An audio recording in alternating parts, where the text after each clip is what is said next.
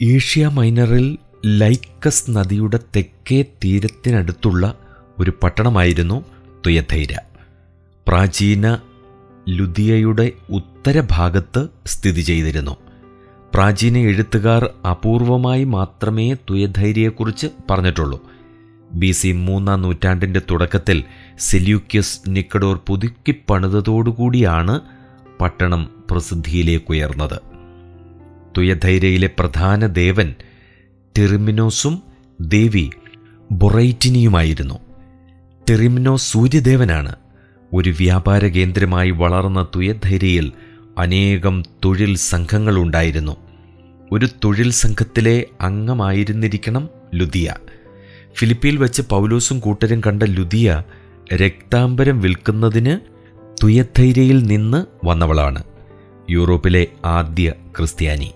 അപ്പോസ്തലപ്രവൃത്തി 16-ാം അധ്യായം 14-ാം വാക്യം. വെളിപ്പാട് പുസ്തകം എഴുതുന്ന കാലത്ത് സാമാന്യം നല്ല ഒരു സഭ തുയഥൈരയിലുണ്ടായിരുന്നു. വെളിപ്പാട് പുസ്തകം 2-ാം അധ്യായം 18 മുതൽ 29 വരെ.